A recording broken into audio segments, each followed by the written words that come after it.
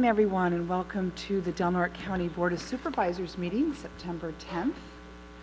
Kylie, can you please take the roll? Supervisor Howard? Here. Supervisor Hemmingson? Here. Supervisor Gitlin? Yes. Supervisor Berkowitz? Here. Chair Cowan? Here. At this time, we're going to take a moment of reflection. Madam Chair, I wonder if we might also recognize the passing of former Supervisor Jack Reese in this reflection. Absolutely.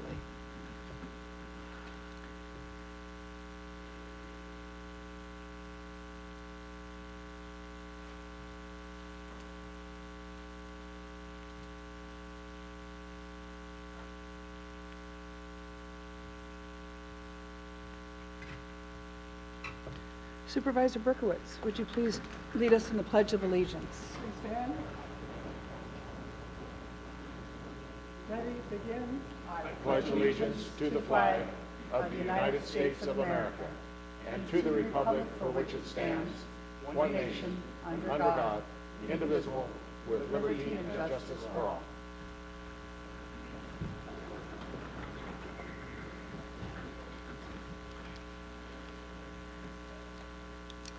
This time we're going to do introductions of new employees. Is there any new employees?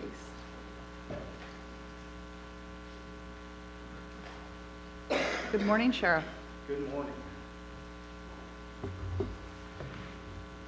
I would like to call Correctional Officer Connor Sperling up, please.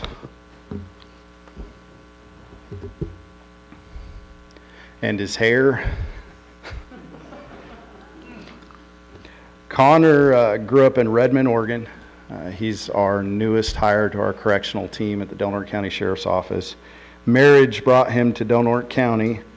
He has experience on a wildlife fire prevention team, and he has mechanics history in his background.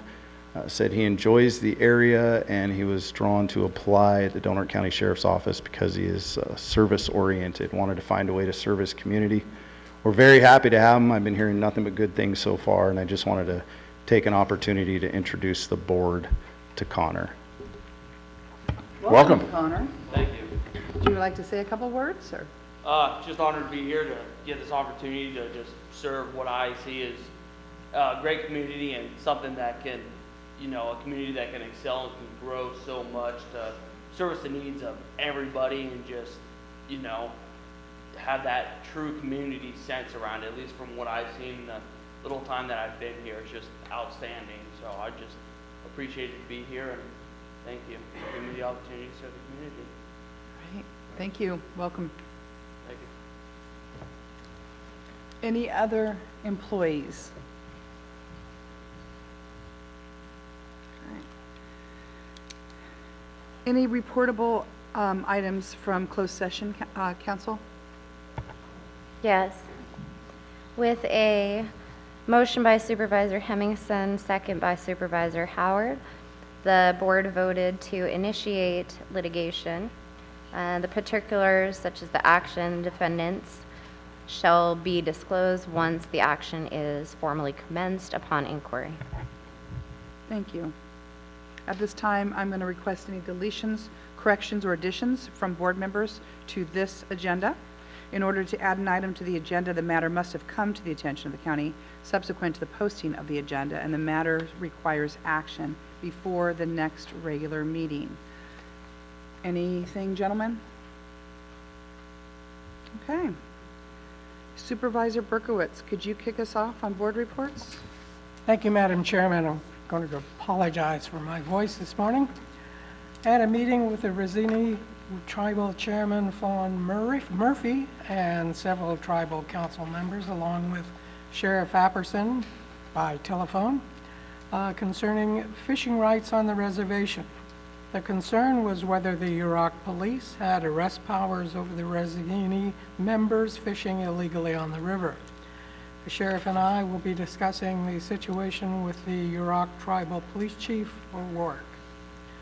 Supervisor Hemmingson and I attended a future facilities planning meeting where we discussed several options concerning whether to move the Department of Child Support Services office. The most favorable option was to sign a lease with Tab and Associates for 6 months. We also discussed the idea of implementing a reservation system for the county campgrounds and modifications to the Veterans Service Office, along with security camera placements. This Sunday, I appeared on radio where I discussed suicide prevention and what everyone can do to recognize the signs. I still fielded calls concerning Runderstump Road, with one by a resident who saw a person walking on the road with a chainsaw and insisted he was looking for a tree to eliminate. Lastly, I had a meeting with CEO Serena discussing today's agenda. And that's my report, Chairman. Thank you, Supervisor. Cowan. Supervisor Howard? Thank you, Madam Chair. Attended a Del Norte Solid Waste Management Authority meeting, which we'll also have one this evening, but specific discussion around potential contract extensions with Recology Del Norte. We felt it was prudent to have this discussion at the time with some potential rate increases that are being discussed by Recology, and in addition, some changes that they'd like to do with larger cans. The Solid Waste Authority is debating this at length in discussion, and I'm sure this is going to be an ongoing discussion for another several months as we figure out what best to do for our constituents and for a business here in our community. Attended a tri-agency meeting with Supervisor Hemmingson and discussed ongoing issues with USDA. Also attended several meetings around our sister city relationships, both with Del Norte County School District and the City of Crescent City, and the arrival of NBC here in our community this week to do filming all over our area and some of the major attractions in our locations. Also had a meeting with Tom Wheeler of the Environmental Protection Information Center a couple weeks ago, and specific on my concerns on lack of movement on Highway 197 and 199. And also constituent concerns about an ongoing issue about water supply at our county boat launch, Saxton. She has a well there that is serviced by the California Department of Fish and Wildlife. Both Heidi Kungstall of the Community Development Department and Alan there in the back have been working with me very closely to help resolve this issue. We'll have additional meetings on it today, hoping that Fish and Wildlife Service will do their job and maintain part of this operation for our community. Had a great visit again from Supervisor James Gore from Sonoma County, who's the current chair down there. He came up to enjoy our beautiful landscape, and can't get enough of this place. This time he came up with his wife and wanted to show off our great area. Happy to entertain him while he was here during some great activities over the Labor Day weekend. Attended several conference calls and conversations with the Del Norte Local Transportation Commission in participation for the upcoming California State Transportation Commission meeting town hall here on November 5th and 6th. This is a very deliberate, well-planned event that we plan on showcasing our community to those that hold the purse strings for the state of California when it comes to our local streets and roads and state highway system. As you're well aware, this board's been very engaged on Highway 199, 197, and the ingress and egress of goods and services and our people and our tourist traffic, and also on Last Chance Grade, Highway 101. This is the first time in the history of Del Norte County that we'll actually have representatives, right now 6 confirmed of the 9 from the California Transportation Commission here in our community to see our issues front and center. And so this is a big deal to us. We plan on going out all stops, engaging with them at a both personal level and a professional level to ensure that they remember us when they depart here on the 7th. Attended the California counties meeting we call CSAC in Sacramento last week. It was our board meeting, which I'm a representative of. 2 major discussion points, one being CSAC's involvement in reauthorization of transportation legislation at the federal level. CSAC has a policy position and platform that they've enacted on the last several years when it comes to transportation reauthorization at a federal level and how those funds flow into the state of California, but there was considerable debate on our current policy platform and how we approach it on a taxation level. And I thought this was good debate for the 58 counties to engage on. We ended up removing language out of our policy platform that referenced taxation as a reasonable means in order to fix our issues on the federal highway system. We also discussed several issues around homelessness and had a presentation from Daryl Steinberg and Los Angeles County Supervisor that had been appointed to the governor's task force on the homelessness. There's a lot of disagreement from the 58 supervisors that represent CSAC with the governor's task force at this point, but they're going to be working relentlessly, I've been told, throughout the year, trying to find solutions to the homeless issues throughout the state of California and have a direct line into the governor's office.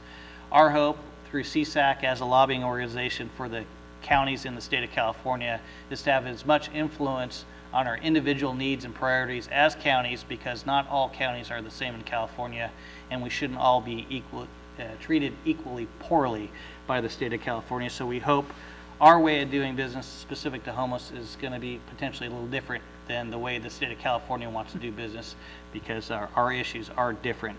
So we'll continue moving forward with that. I know both Supervisor Hemmingson and Supervisor Cowan are running point on that for the county. In addition, spent some time with Mike McGuire and his staff, Rebecca Washberg, on some issues around the Klamath River, and also had several calls with the Yurok tribe and their council, Ellie Hoops, on some issues that revolved around contact by tribal police of individuals around Blue Creek. There's still some concern there by myself, but in conversation with Ms. Hoops this morning, it sounds like things are resolving themselves, and the individuals that have been contacted in federal waterways are going to move forward as carefully as they can to ensure that they're abiding by state law and not necessarily tribal law. Had a special meeting that attended on Monday in support of Sheriff Apperson's move to approve AB 524, which will allow the sheriff some flexibility and corrections around the jail, and potentially utilization of staff at Pelican Bay to supplement staff in the Sheriff's Department. I think it's a good move that the board took to allow him to get that language added back into the Assembly bill, and hopefully that will move forward accordingly with the board resolution that we all approved on Monday. Had some issues with constituents in Gasky concerning marijuana grows, commercial marijuana grows that are happening within the area, and addressing those with community development to see how best we could tackle that, because we currently do not have an ordinance for commercial grows outside the coastal zone area, which is essentially Highway 101. I know Dominic Mello, who's our code enforcement officer for Del Norte County, will be looking into this a great deal, and we hope to have some resolution for that neighborhood soon on this particular operation. And then also, to finalize my report, had some discussions with County Council on an issue revolving the Wonderbus, and I believe those issues have been resolved and will move forward. And that's my report, Madam Chair. Thank you, Supervisor. Supervisor Gitlin? Yes, thank you.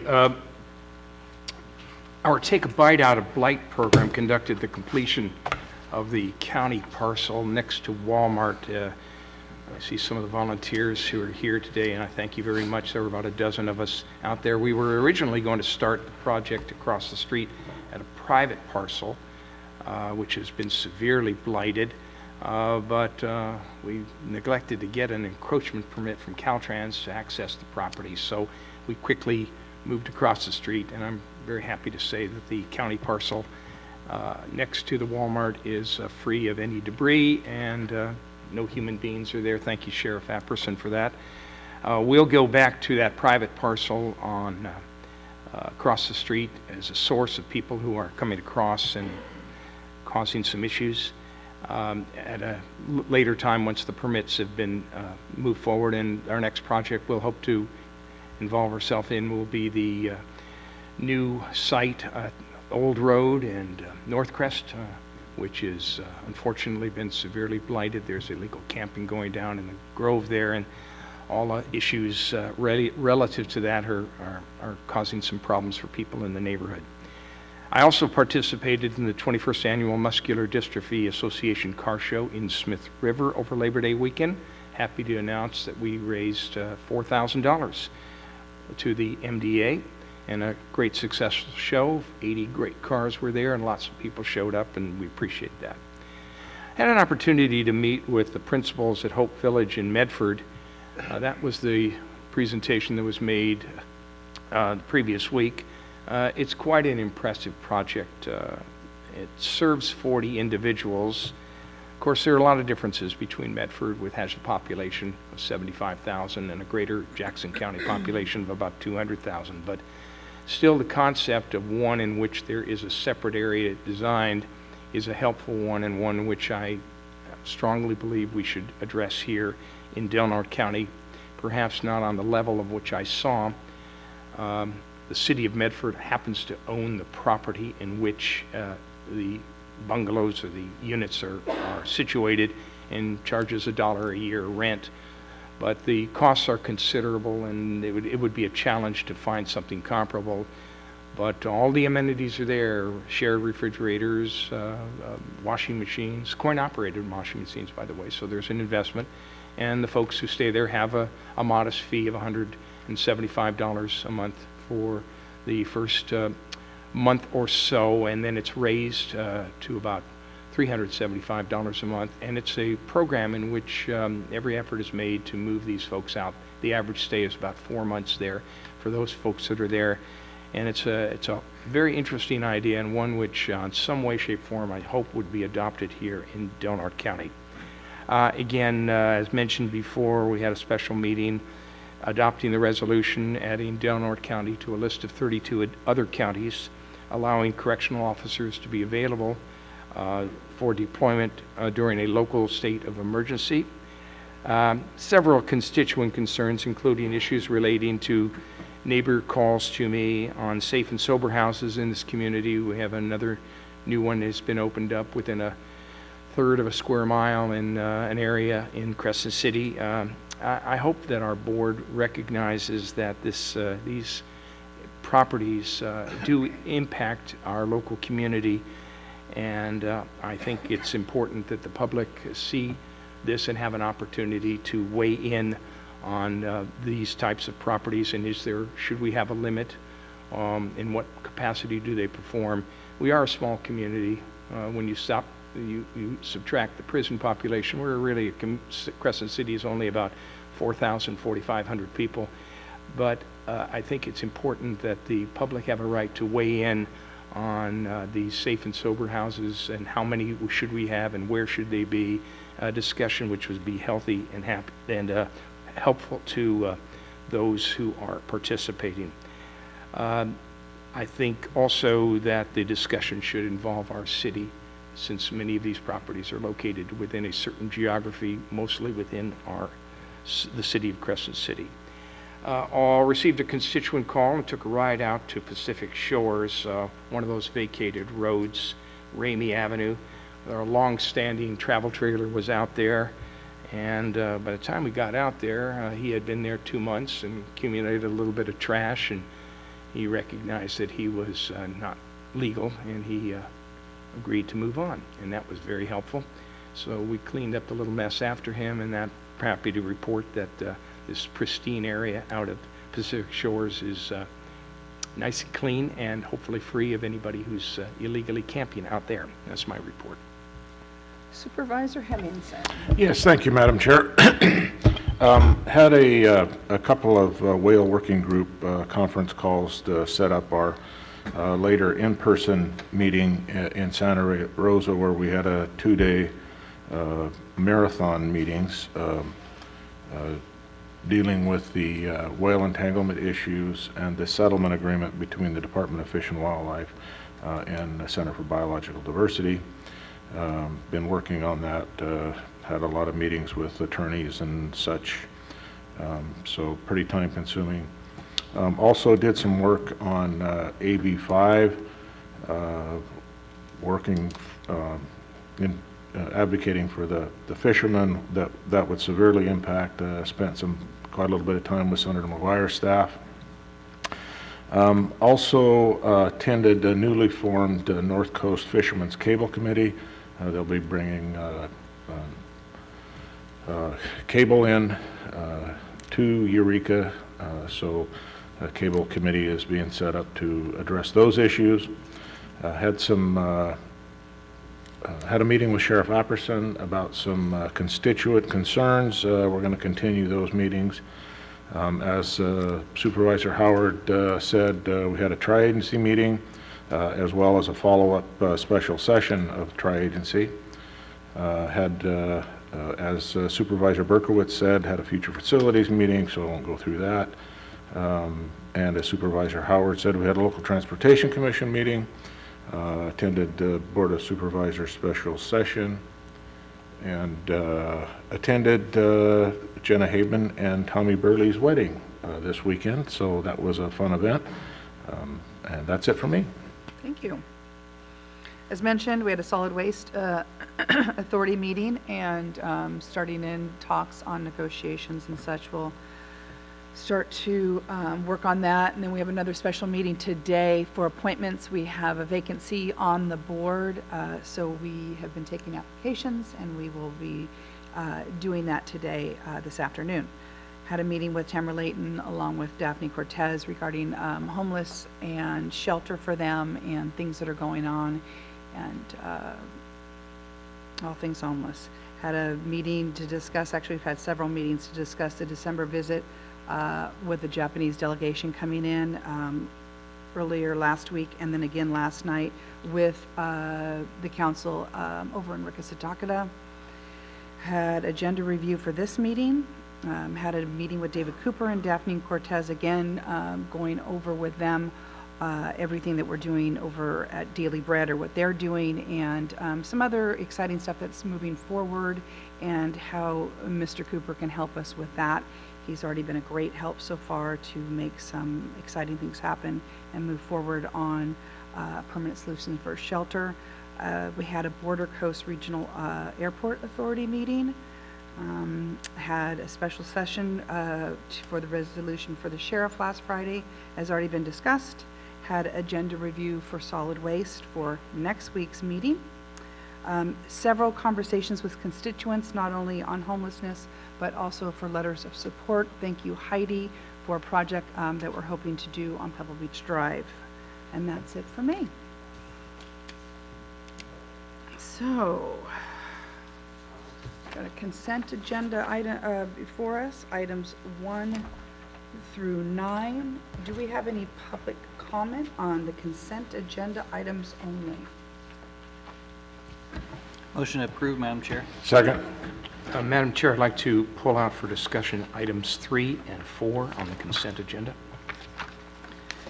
Okay, I have a motion from Supervisor Howard with a second from Supervisor Hemmingson on the consent agenda items 1 through 9. We will be pulling items 3 and 4 to discuss later. No public comment? Would you like to? Let me try to do public comment first, and then we can do that. Any public comment? I know I'm going to give them one more chance. Number 9. Did you have a comment, Eileen? Come on up.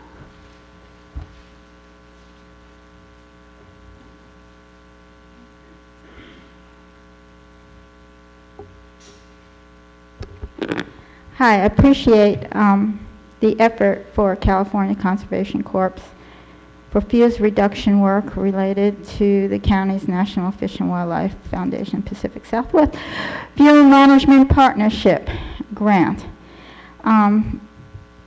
I hope that we can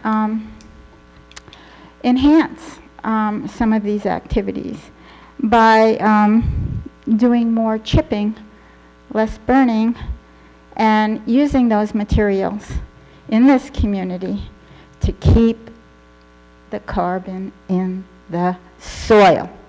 And this is a perfect vehicle to extend some of those activities.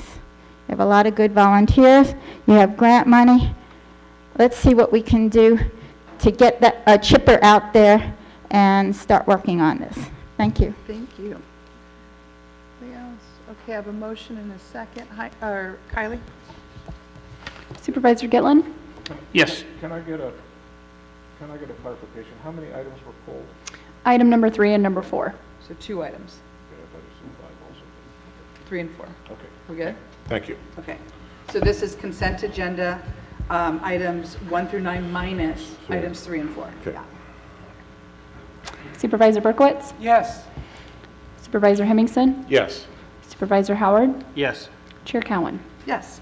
Okay, Supervisor Gitlin, do you want to talk about 3 and 4? Yes, Heather, you're here on behalf of 3. Let's go with that one first. You're asking for, this is state money, state and federal money, $18,000 as requested will go to the Loft House, which is the Oxford House on Sequoia, which is on the Loft.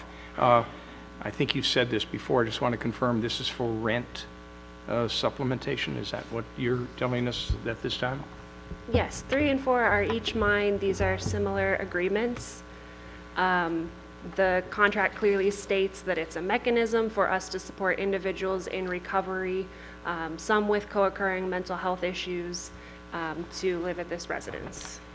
Well, my concern, and I'm reading right from the narrative, these are supposedly self-run and financially self-supported rented houses.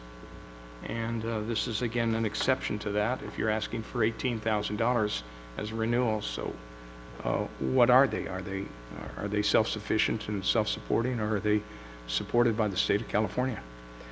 I don't work for Oxford House, so I can't speak to the way they run their houses. I can share with you, if you are interested in doing some research on them, you can visit their website and see their annual report. And see that it's very common for them to have contracts and partnerships with states and local governments, particularly behavioral health agencies such as ours, to support individuals in recovery. That's very common to have sponsorships or stipends for individuals who are going through treatment. It's an evidence-based, cost-effective way of assisting those in recovery. So these individuals who are at the Sequoia House, they also utilize services at AOD on K Street. Is that correct? We only would support somebody for housing if they are engaged in services with us. Primarily, this is to assist them in their recovery, either with mental health or addiction.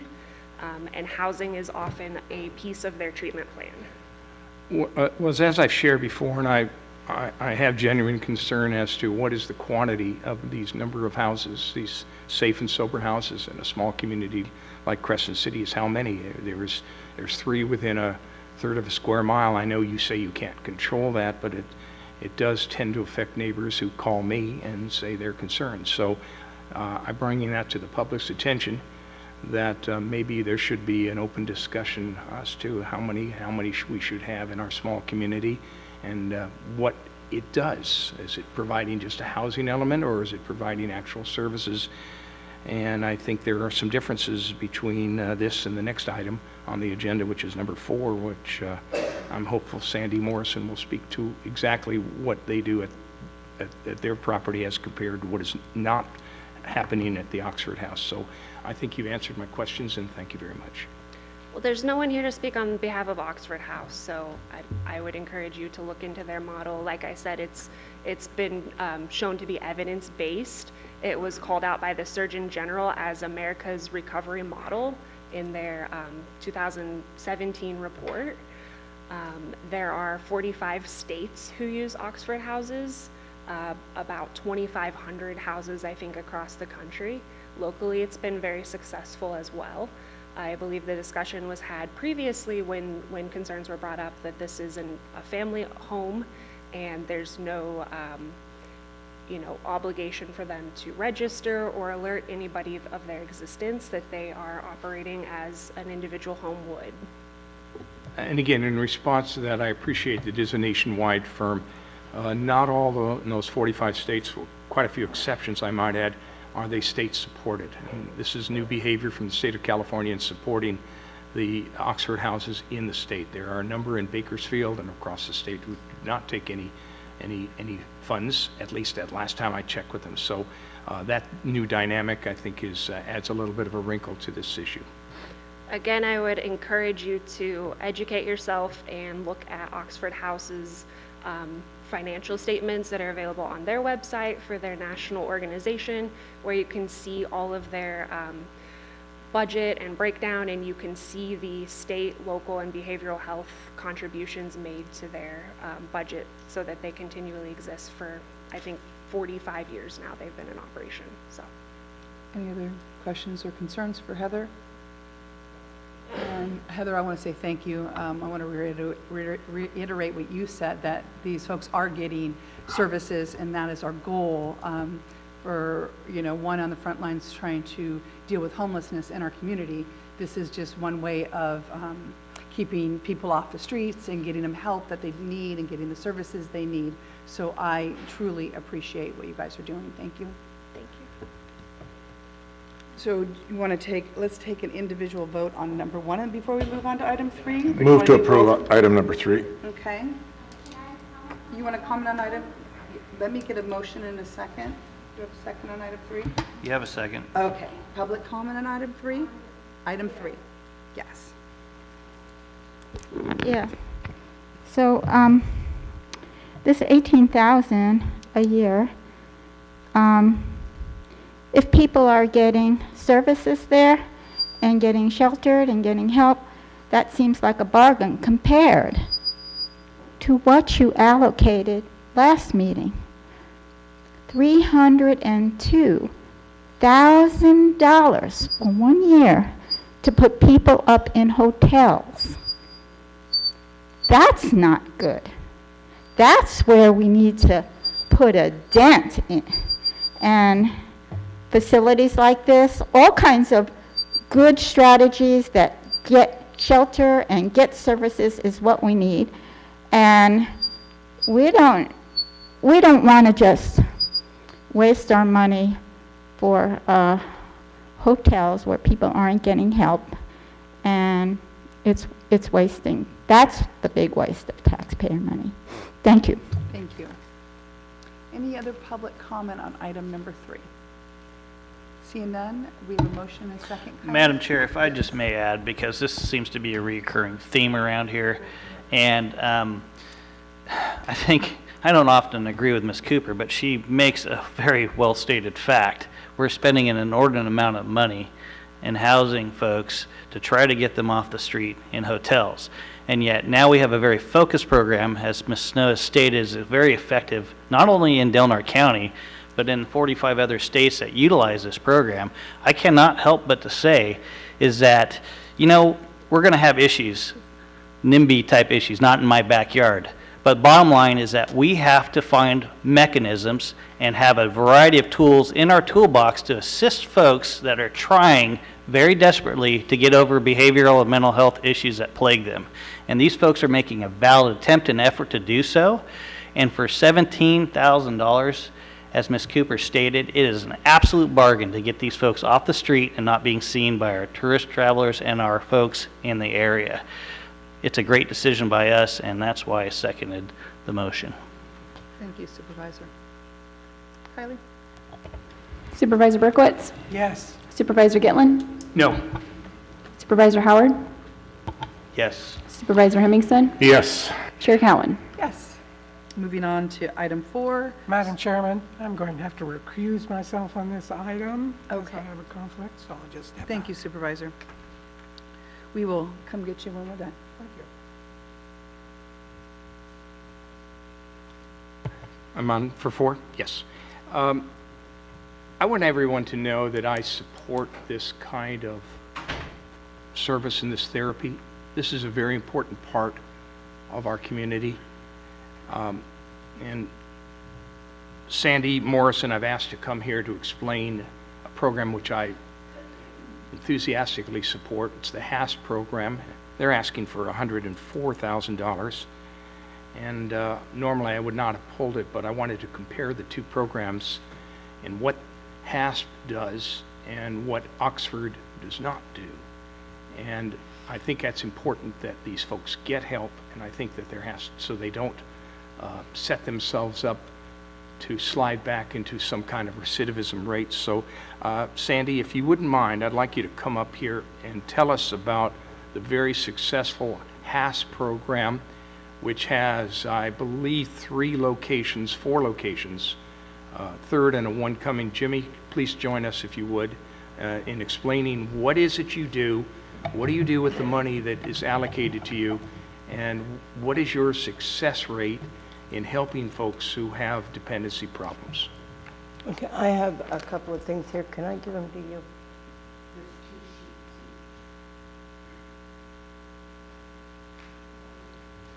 This is our program director, Jimmy Parsley. He works with me, has worked with me for the last 15 years that we've been doing this. Where I want to start is I want to start with descriptions of what different names of programs entitle somebody to. If you're going to have something that's called clean and sober living, that's a situation where people can come and they pretty much manage what they're doing themselves. That's a step down the road from early recovery. In early recovery, when people are at the point where they're homeless, jobless, probably on the court calendar, all the inherent baggage that comes with having lost almost everything in the world. That's the population that needs a more structured transitional program. We're trying to transition. We're actually separating that a little bit from treatment. We have a drug and alcohol program that does treatment. We have a HAS that does treatment. But when you come to transitional housing, this goes back, as silly as it sounds, almost to reparenting. Teaching responsibility.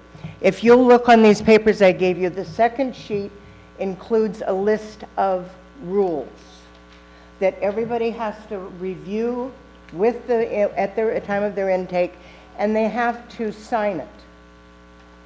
Now, if we accomplish nothing else in transitional housing other than to conform or reconform their thinking into this list, although it's just a list, but it's a set of rules that we've learned over the years that this population needs. Not because they've ignored it, but in many cases because they've never been taught. Or they've been so far out of the mainstream of society for so long, they have no recollection of how to make it happen. So transitional housing has to be something where from the moment people come in, they are helped by somebody who runs the house. They're not just put on their own. There's a curfew, there's rules, there's respect for other people in the house. And the person that does that is Mr. Parsley. He goes to each house every day. They each get to talk to him. He's there looking for repairs because they're also not very good at taking care of what they have. That's the main thing that frightens most homeowners that want to rent to the public. Are you going to take care of the house that you live in? It's a terrible problem. And so by the time they're ready, that has to be a big component. Now, it doesn't sound like very much, but when you're dealing with people that have lived with they don't own a screwdriver. Most of them don't own a pair of shoes. So how are you going to get them from point A to point B without some kind of guidance and instruction? Now, the perfect person for that, I wish it was me. I've done this long enough. I should be really good at something, but it's not. It's Mr. Parsley, because 15 years ago, he came from jail to our program. I hope he doesn't mind me telling this, but he tells it himself. And from that time on, he has made the decision, I don't care what it takes, I'm going to make this work. And he did it so well, and he did it in believing it, learning to believe in it, he's passed it on to so many. He's not, he'll go by and help the guys get, especially community work service people, get them to teach them a few skills so that they know what they're doing.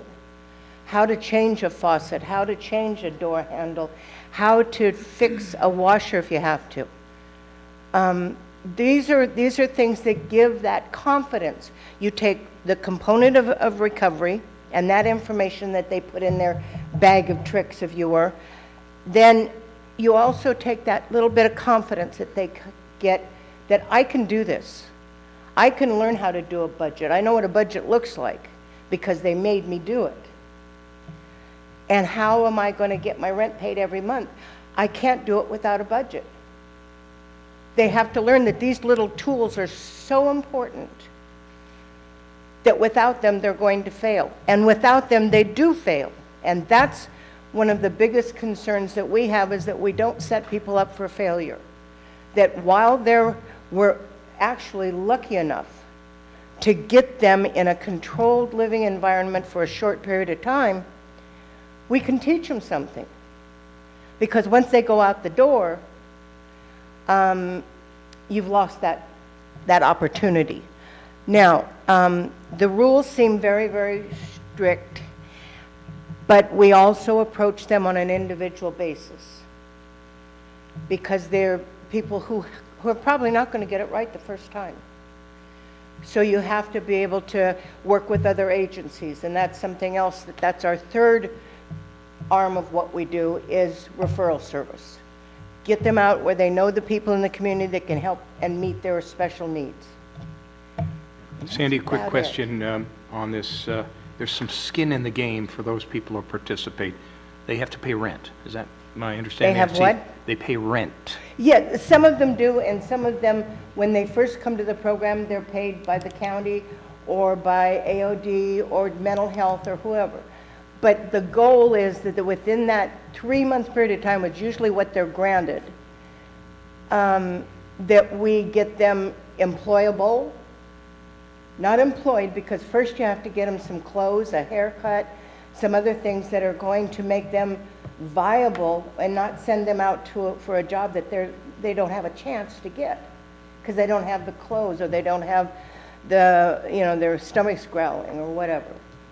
So we have to take it step by step, but that's the goal, is of course that they pay themselves, and about half of the people in our program do that. Sandy, what on-site management? Each of the 3 houses, is there someone on site at all time to? And in one of the houses, there is a live-in manager. Mm-hmm. In the men's house, that role is taken over by Mr. Parsley. He is there every day. They have weekly meetings where it's a mandatory meeting. Everybody that lives in the house has to be there.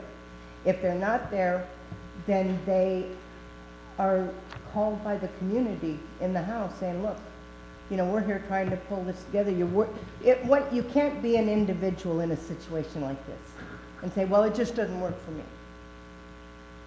And the locations of your 3 and soon to be 4 properties are where? The men's houses, Street one's names on only. Pacific Avenue, Mhm. one's on Huntington. And for the women's, we have one on Kern, and we're opening one now as soon as we can get all the new floors and walls in, on Harold Street. Mm-hmm. Usually the houses that we are able to get have some problems. They just want somebody to rent it because somebody's destroyed it. And so we work with the landlord and fix it up. And that also comes under Jimmy's job. Thank you. Jimmy, do you want to say anything at this point? We've met before over the years, and I'm familiar with your past, and I applaud you. As a personal observation, just want to say that we have some volunteers in our light program who stay at your, and they participate in some of our projects. I'm very appreciative of that. So at this time, I'd like to authorize the signing of the agreement with HASP Clean and Sober Living to provide clean and sober residential services from July 1st, 2019 through June 30th, not to exceed $104,000 as requested by the Director of Health and Human Services. I'd like to make that motion at this time. Supervisor, do we have any other comments? Well, I'll second the motion so we can move on with comments, but I just want to make a statement that there are some minor differences, but not many, between the two programs that we're discussing here on items 3 and 4. Right, and Sandy, thank you. Your work has been, great throughout the years. I want to point out, HASP is a court appointed. It's their first step. Yes. And I look at Oxford House as the next step. So, we need both. We need all. We need to be able to get them clean and sober, and like you say, employable, and just part of society, make them feel good again. And your program works on that. And then they go into the Oxford House, where they do also have rules and meetings and all that stuff as well. It's just the next step. And it's important for everybody to know we need both of them. And I appreciate the work that you've done in the community for 25 30 years. I was going to say 25 plus years, so thank you very, very much. You're very welcome. So we have a motion and a second on the floor. Any public comment regarding item number 4? Seeing none. Kylie? Supervisor Hemmingson? Yes. Supervisor Howard? Yes. Supervisor Gitlin? Yes. Chair Cowan? Yes.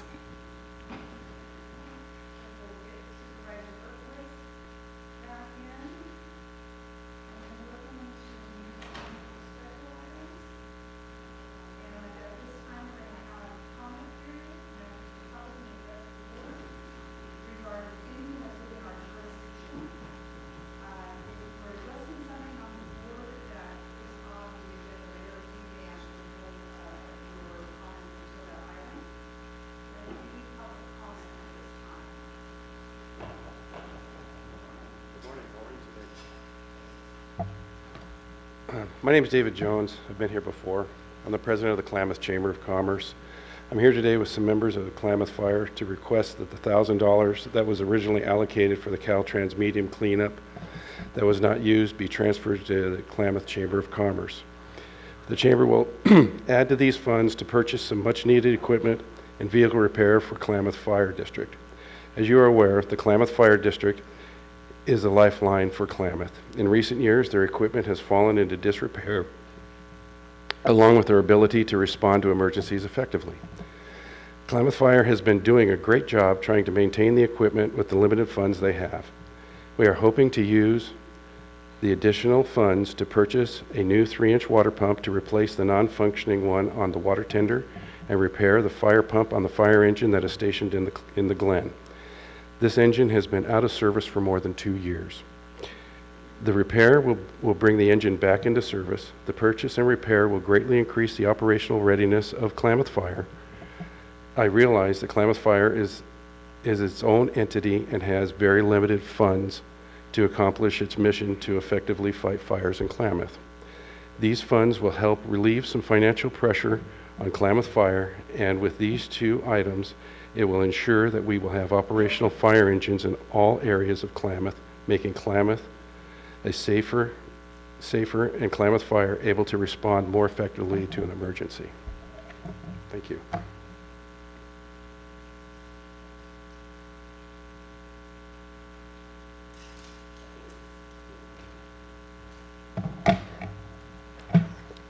Thank you for this opportunity, Commissioners. I would like to submit a note for the record for my petition. I had contacted previously Commissioner Hemmingson about the situation of the lack of benefits for hospice in Del Norte County. I believe it's a critical and important component of health care, not only for Medicare beneficiaries, but for all insurance beneficiaries. Would it be possible to submit this?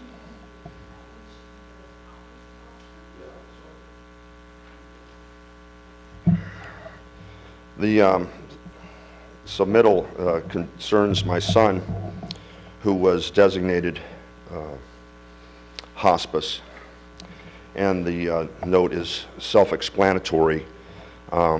Because of the lack of hospice in Del Norte County, The University of California, San Francisco denied him to be returned to my care. I'm his father, Orla Kenneth Lucas. His name is Thomas Vincent Lucas.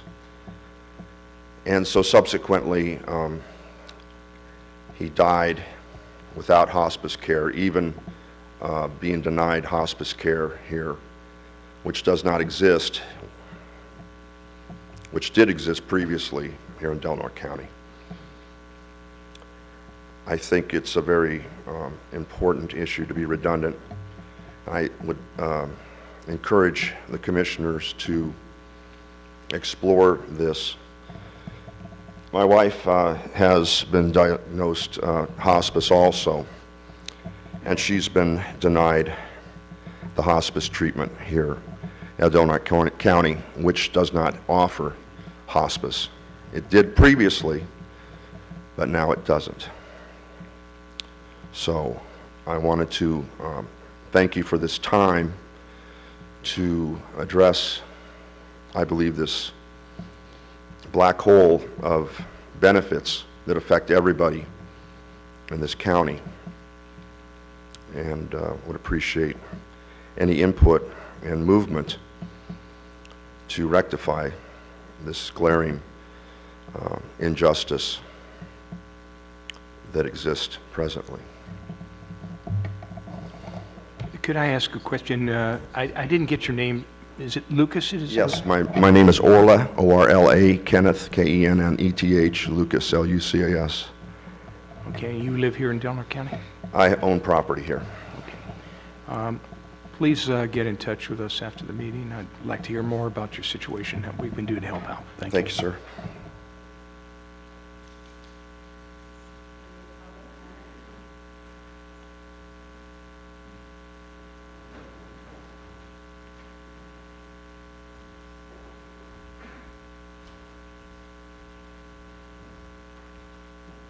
Good morning, Board. I'm back. Patty McCulley, longtime resident, 26 years, property owner. I approached the planning department last week after my attorney had drafted up a variance for my business. The variance by the planning department says that it would not be granted. They feel, along with me, that the ordinance is too restrictive for the size of our town. And unintentionally, the ordinance has set up a monopoly because there's 2 licenses permitted, but there's no available spots for any other locations. I have looked and searched for months. I thought I found one on Standard Veneer. I was getting ready to sign the contract. That rent went from $1,000 a month to $6,500 a month once he found out what I was going to do. There is no availability for other location under our current ordinance. So I come before you and ask for an amendment to the ordinance to drop that footage down to be more reasonable in the size of town that we're in. Thank you.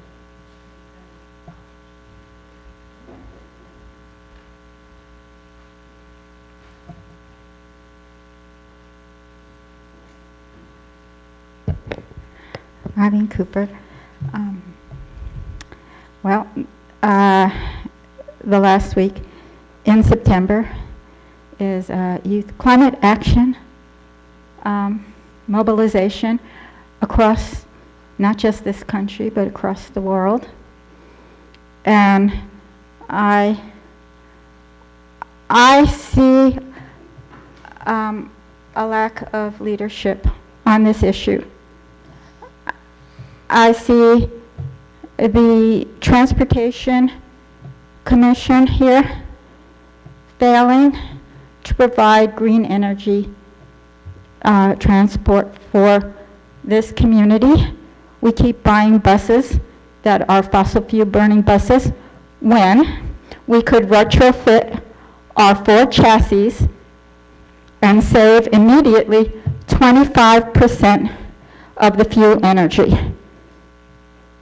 They make it compatible with the fossil fuel burning buses that we have. 50% of our buses are Ford chassis, and they could be converted immediately and save us 25% of all the energy that is burned by our buses.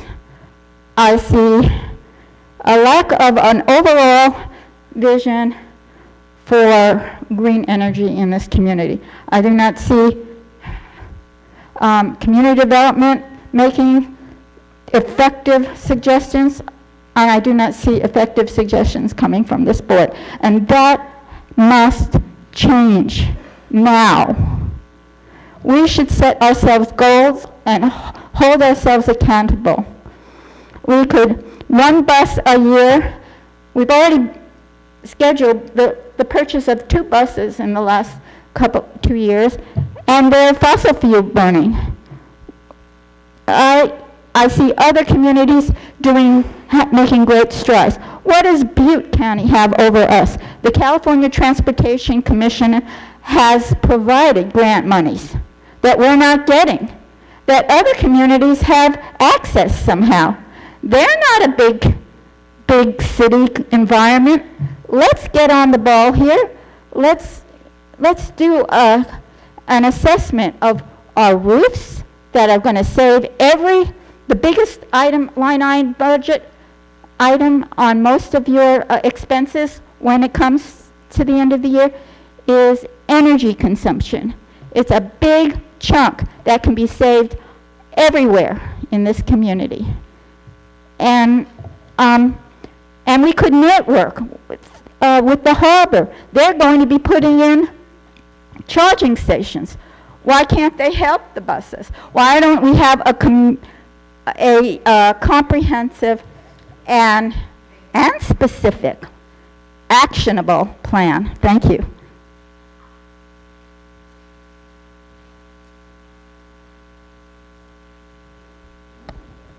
Morning, Jesse Davis.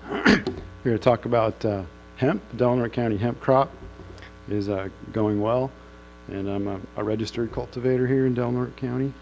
And I hope today or tomorrow to submit my pre-harvest report to the Ag Commissioner, and that starts a process where I pick an anticipated harvest date, and anticipated harvest date, and then sometime back from there, the commissioner will schedule a visit to the farm to take a test.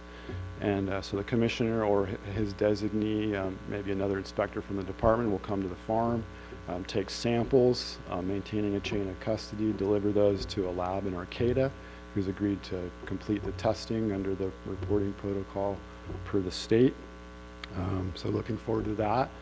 And I just wanted to make sure that we pay attention to this before it's too late. For next year, I think there's going to be a big increase in registrations, and could put a load on the Ag Department that they're not staffed for right now.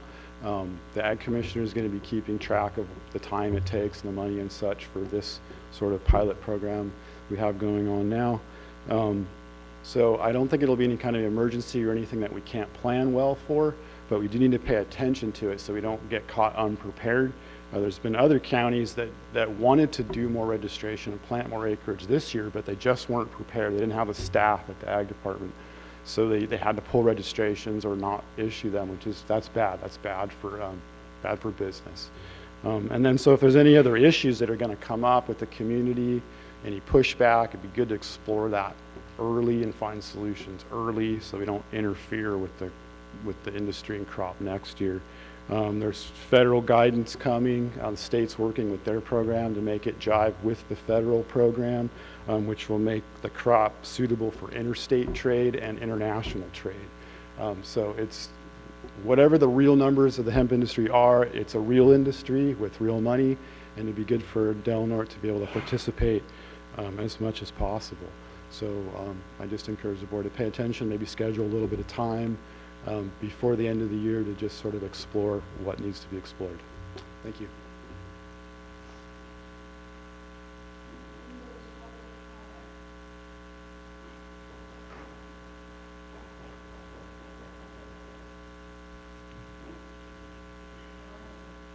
Good morning. In opposition to what whatever the guy in the green said, the hemp industry isn't a panacea. It definitely has its issues. You know, I totally support registry of all grows. There are still a lot of growers that grew up in the mentality of the 70s that still have the violence, that still have the people that are in gangs, and it affects us as people. I moved out of this county after being harassed by a grower, and when we went to the sheriff's office, the sheriff was kind of, because of this really chaotic set of laws that we have, during the period of time that this was happening to my house, we had a moratorium that said there would be no commercial grows.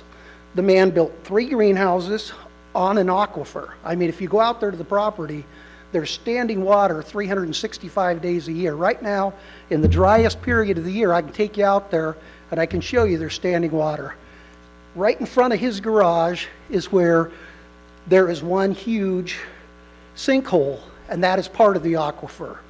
That influences everything from Olive all the way out to Crescent Beach. So we have to be very, very careful with where we allow these grows and what chemicals that these people are using, because a lot of them, it's like the 1860s. Let's go mine gold, and they wipe out the whole frickin' ecosystem, you know, with the hydraulic mining. Same thing here is there's greedy and there's good. There's what I call dirty grows and there's clean grows. Clean grows worry about the neighbors. Clean grows go ahead and worry about the environment. Sell to legal people like the lady in the blonde, this guy, and a few others that are trying to do it right. We have to make a concerted effort to cuff and stuff the idiots that are still connected. And if you don't believe me, I mean, I spent 15 years on a helicopter crew flying into Island Mountain, Pratt Mountain, Bloxburg, Alder Point, Mad River Ruth. 9 out of 10 of our fires were in these grows. I don't think there's a cop on this force that's been in as many grows as I have and saw the same people growing and making money are taking food stamps. You know, and here we got people with HASP asking for money. Now we're trying to okay this. So it's got to be something we've got to really look carefully at.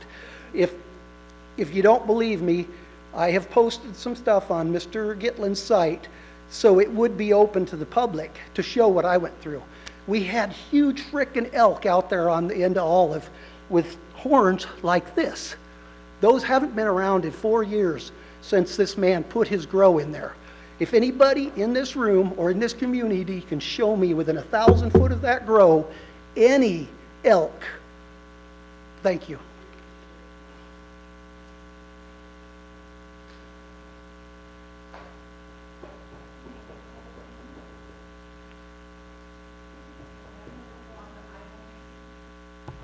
Number 11, we're going to open the public hearing to consider the recommended budget as amended and all submitted special district budgets for the 2019-2020 fiscal year and continue the hearing for 14 days. 2, approve the annual children's budget as presented. 3, consider and approve the use of the Stimson Fund for the internal leasing of 1 vehicle for the district attorney, pending review and recommendation by the Proactive Financial Goal Committee. And 4, approve the position changes as outlined in Attachment A as requested by the CAO. Jay, I will turn this over to you. So for the last several months, the budget team and the departments have working on the recommended budget to be able to present to the board balanced and addressing as many of the priorities that the board set. The board set priorities at a previous meeting. Before the board today is a balanced budget. It's a very lean budget. Doesn't include the elimination of any positions. We've been working off of different types of revenue that have come in and transfers and the use of one-time funds where available in order to get where we're at today. The annual budget at this point includes some positions which are shown in Attachment A are in Health and Human Services. It does not include positions affected in the general fund. Funding was not available to be able to address those. We had asked departments to come forward with plans in regards to reductions in their budgets or increases of revenue where applicable. They've done that to the greater extent. There were a few departments that indicated they had no ability to do that. As of today, as I mentioned, this budget is balanced. It meets the top 5 priorities, which includes the contingency fund and the capital infrastructure fund. And I will note that in the last fiscal year, the contingency fund was utilized at 100% for additional costs within the public defense budget, primarily attached to some of the larger cases, homicides. At this point, as noted by the chair, we're asking to open the public hearing, consider it for 14 days, and then in the end of the 14 days, on the 24th, there will be a recommendation to adopt.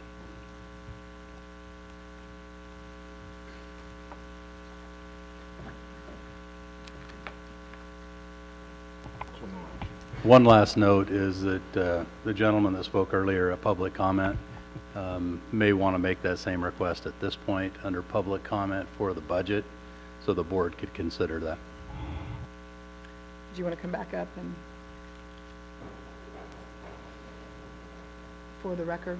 For the record, I'd like to make that recommendation that I did last time for the $1,000 that was originally for the Caltrans cleanup be transferred to the Klamath Chamber of Commerce so we can make repairs to Klamath Fire. Excuse me.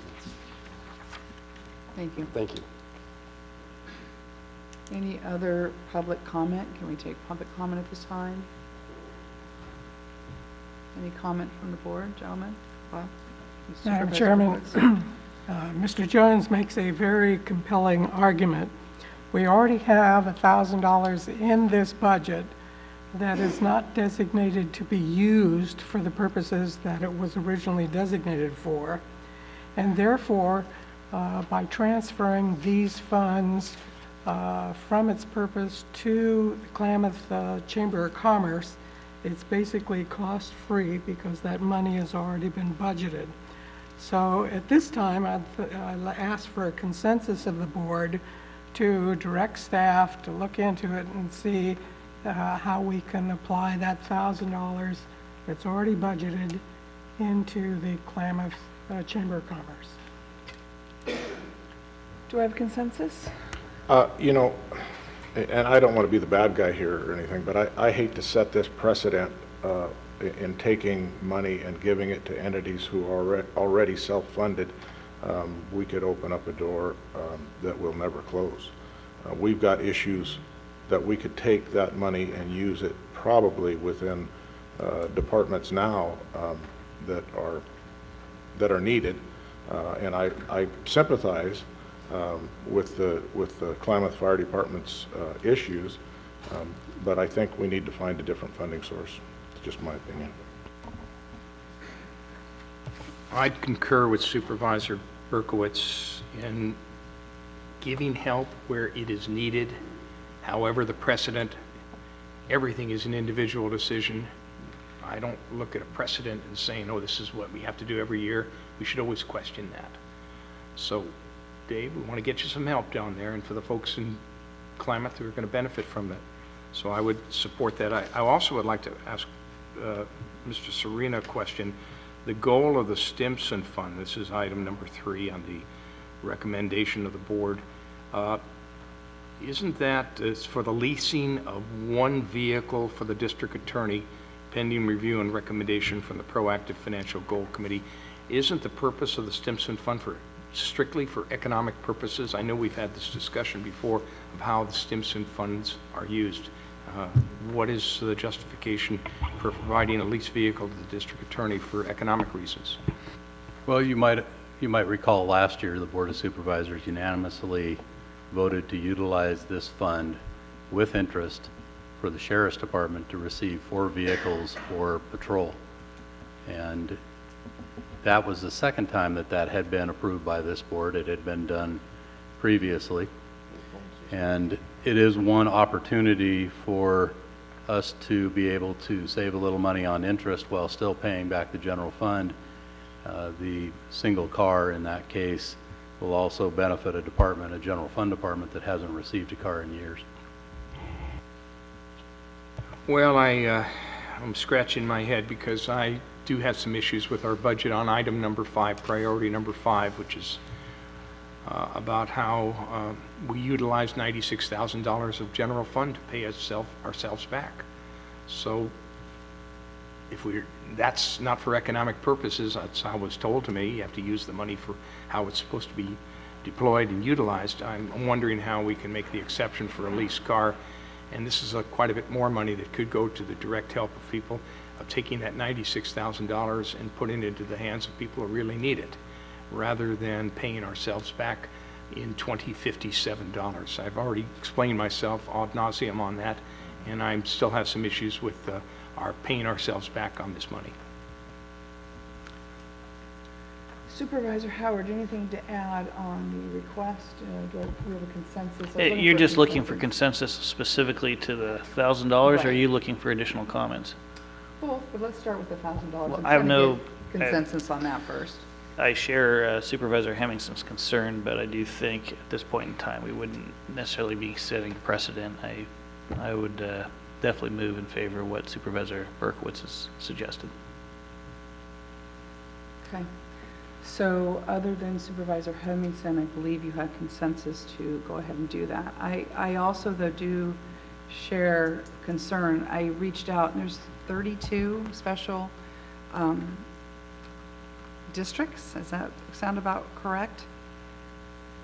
Or is there more? I don't know why that number. I have no idea. There are a lot of them. Yeah, I think that's what it was a lot. And so I was kind of like, gosh, everybody comes to us just, it sounds like only $1,000. You know, I think we need to really look at that because that it does add up. But because that $1,000 was already kind of set aside for something else, but we'll see how it goes from here. But well, and I think the difference is that was a community project that we felt was going to enhance things for the entire community, and this is only specifically helping one group. So I just have some concerns about it. yeah. Well, I think it's not just helping one group. What we're talking about is fire protection in Klamath, which there's very limited amount at this particular time. Right. Okay, I think you have consensus. I think we do have consensus. So, yes, other comments regarding the budget? Supervisor Howard? Yeah, not on the expense lines. I think we've kind of beat a lot of these items up quite a bit over the last several meetings. I guess looking forward, we're going to continue to have shortfalls every year. I know Jay and Clint wrestle quite a bit with our department heads on trying to find balance. And every day the board hears requests, whether it's open session or closed session, about shortfalls in staffing, whether it's in public safety, whether it's in county counsel's office, whether it's in Del Norte Health and Human Services. We are in a world of hurt. Del Norte County is not unique. We continue to have increasing costs. We continue to have unfunded mandates by the state. We continue to have unfunded liabilities through CalPERS that we're going to have a difficult time closing that gap. Most businesses, when they see this coming down the road, they have ingenious strategies on how to increase income levels to compensate for the increasing expenses, or they cut expenses. I don't think our staff, especially leadership in the CAO's office with the department heads, could cut any further to the bone than we already have. So the only solution is for this board to take a proactive approach in leadership and recognize some of these opportunities that are coming down the pipe. We know that efforts that we have made through investment, return on investment, that has seen considerable growth in the last several years, actually in the last decade, year after year growth, is transient occupancy tax. There's no question that the board's commitment to marketing Del Norte County and Crescent City has paid massive dividends to the TOT. It's not only through the ballot initiative, has achieved some long overdue and needed repairs, even though I disagreed with some of the methodology to ensure the harbor's success in staying afloat with that 2% addition. It is that reinvestment of that 8% money into marketing our community is one of those steps that's going to increase our overall budget and income into that line item. But we've got to continue to think outside the box. I think in public comment today, you've heard one of those suggestions, and it had to do with hemp. We're also going to have a discussion on retail aspects of that today, later in the agenda. But these are the considerations that we're going to have to take as long as we're 80% public land in this county. These trees around us aren't paying taxes. And I don't think taxing the community further is going to be the answer to the situation. So we have to find other growth avenues that allow for those incomes to be achieved. So we have some raising of all boats. So I'm going to get off my soapbox, Madam Chair, but I would wish the board, when we make these steps in the future and considering like items on the agenda today, that we take those things into consideration in the future, whether it's for hemp or whether it's for retail and manufacturing of cannabis. Thank you. Anything else, gentlemen? So you're looking for approval? We would need a motion for 1 through 3, or 1 through 4. I see there's a 2 typo. through 4 or 1 through 4? 1, 2, 3, and 4. Okay. Move for staff's recommendation. Second. A motion and a second. Any more public comment? Everyone's good? Okay. Riley? Supervisor Gitlin? Yes. Supervisor Berkowitz? Yes. Supervisor Howard? Yes. Supervisor Hemmingson? Yes. Chair Cowan? Yes. Okay, moving on to item 12, introduced by title only, an ordinance repealing Chapter 12, Title 5 of the Delaware County Code relating to the regulation of ambulance service, and 2, waive further reading. 3, set a hearing date for September 24th, 2019 to adopt the ordinance, and 4, designate county council to prepare a summary of the ordinance for publication. Hi, Joel. Good morning. Good morning. This is something that's been in our county code since 1973, in a time when every jurisdiction was regulating ambulances independently. In 1980, the state enacted a comprehensive scheme and told us to create a local plan, which we have delegated to a JPA.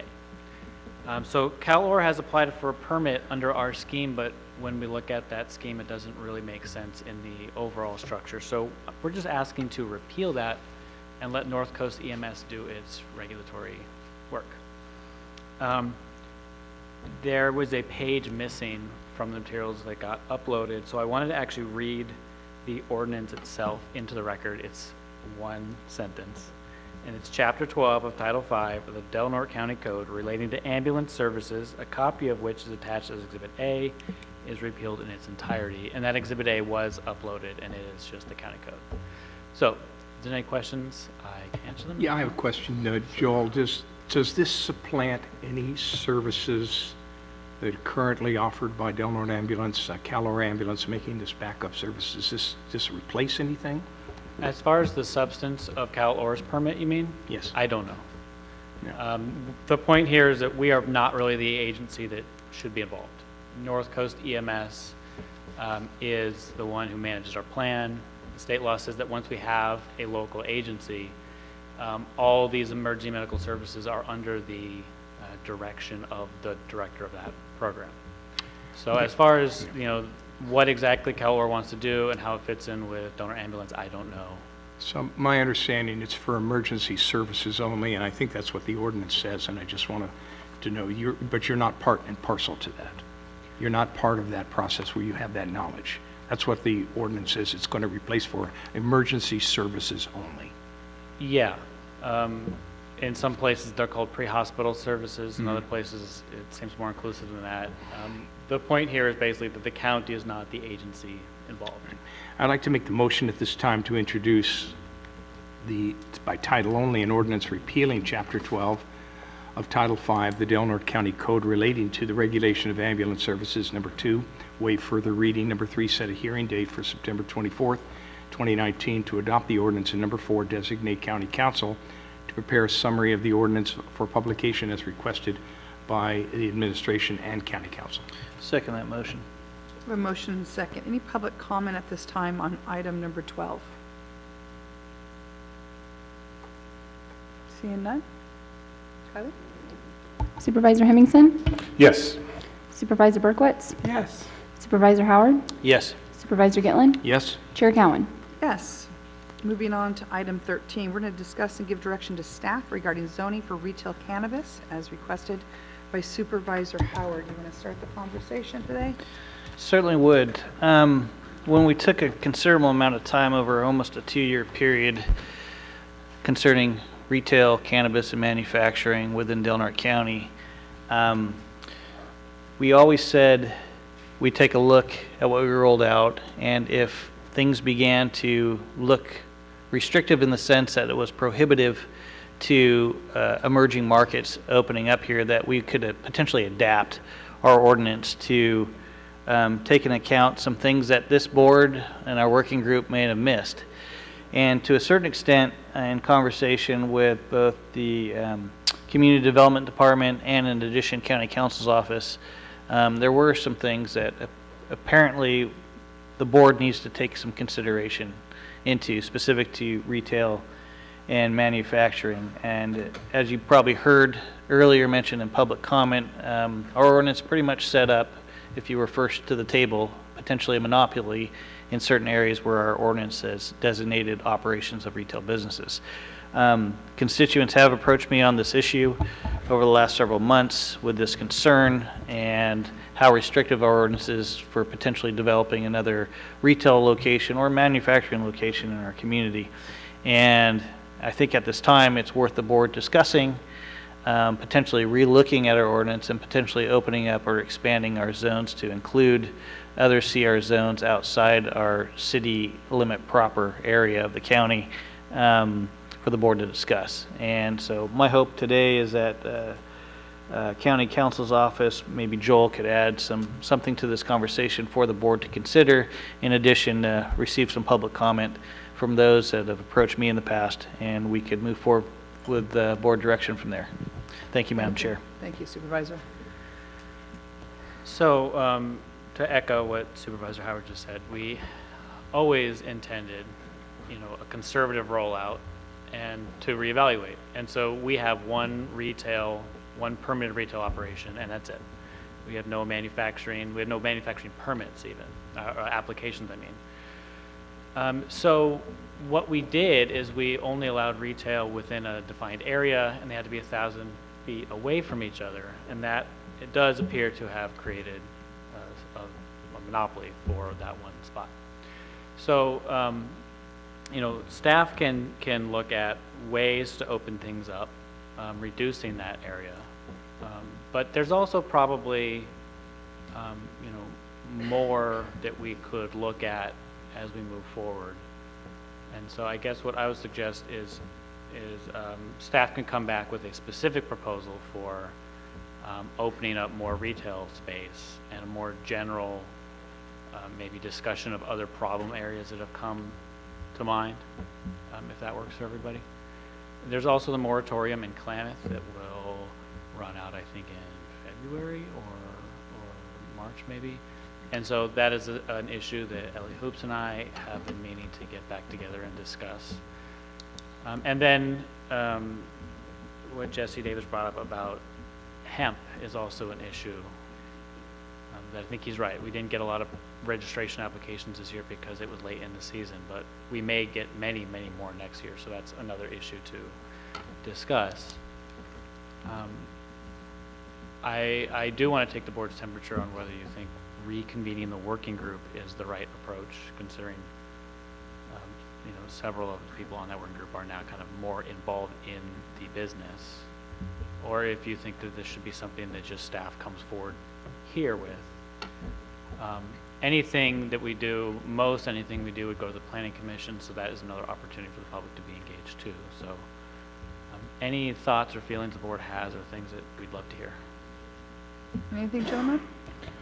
Well, I don't have a problem with staff doing it if there's going to be some sort of conflict with the people that were on the working group at the time, and now we're more involved.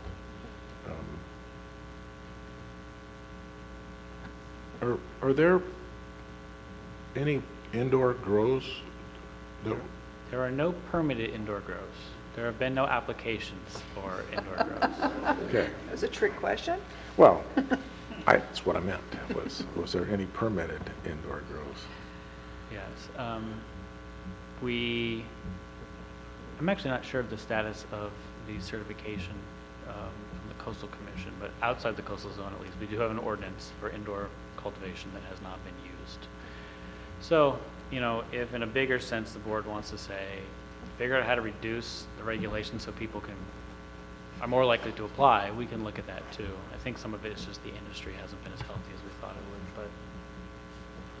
So how do you feel about it? Do you feel comfortable with being able to come back with something, or do you think that we need to have the working group assembled? I think that we could do it with staff. I think, you know, we spent a lot of time and energy, and so did the members of the working group. That was a big time commitment. I don't know if we need to make that such a big time commitment now. I think we have a pretty good understanding of how things lay, and I think that community development and county council can come back with something pretty logical.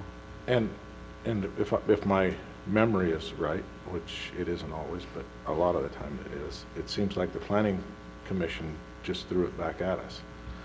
Is that going to be the same case here? Well, you know, the planning commission has had more time. We have a little more evidence of kind of how the industry, I think, another shot at it, maybe with a little more time. We could spend some more time bringing that process to the planning commission and see what they think. Good. Yep. Joel, you mentioned there's one retail outlet. Is that one permitted retail outlet? Yes. Oh, why aren't we letting the market determine if there should be need for more than one? I mean, they're lining up around the corner on the block on this one outlet, or do you see that there's an overage here? I think the market should determine whether they're going to be 1 or 2 or 10 or 15 or 100. Don't you agree?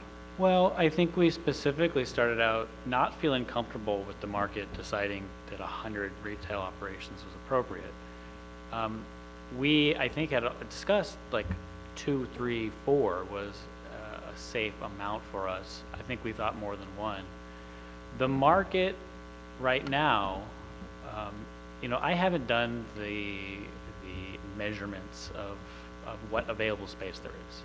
I think there's more space available if somebody wanted to rent it out. And so it's not purely that we created a monopoly. It's also market forces at work.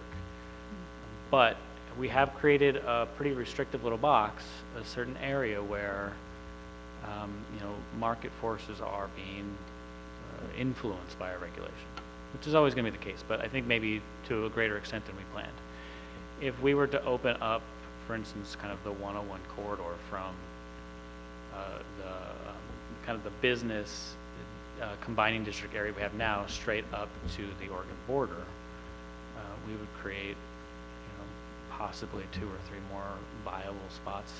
And we can look more at kind of what those spots would be and how many we think there might be and what opportunity we're giving the market to decide. We, you know, create a wider area where there's only possibly 2 or 3 more spots and then only 1 permit, then we know kind of the market is saying 2 is enough, something like that. Well, I'm open to letting staff work it out. I think over the past year, you guys have dealt with the people who have come. I think you've talked to the people who have concerns, as well as we've heard people who have concerns. You've heard the same ones. I think you've seen what our zoning has created, and you know what the state regulates and what we did, and I think there's a happy medium in there that works for us. I am comfortable with having staff do it. I don't see any need to have the working group reconvene, but those are just my thoughts. Is everybody good with staff bringing back any recommendations? Madam Chair, I'd like to hear from public comment before we move forward with any kind of consensus by the board.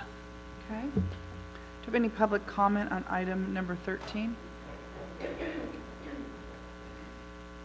My name is Andrew Barneyberg. I'm a business owner, property owner in Delaware County, and myself and a few other business owners are really interested in the cannabis industry, both in retail and in growing. A cottage industry is something that's specific to both of those things. So what we've run into is that there's a brick wall basically in every aspect of trying to invest in that in Del Norte County. We at first looked in Smith River, and the zoning doesn't allow growing and retail in the same place. So we looked into renting places in Crescent City, and there's no ordinance in Crescent City, so in the city proper. So that leaves a tiny sliver on each end of town, and there's nowhere to do it. So excuse me. So what do? You know, we can't. There's people that are willing to pour money into this, and there's tax money that's available. We've done a study of other places on the 101 corridor to see if it's the tourists that buy the stuff, and it is. It's a large portion of the business that comes from dispensaries or people that are rolling through town.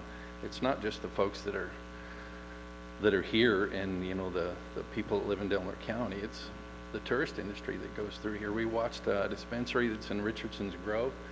It has a population of about 80 people that live there, and the dispensary has every hour between 8 people and 30 people rolling through there. They're all one-on-one traffic.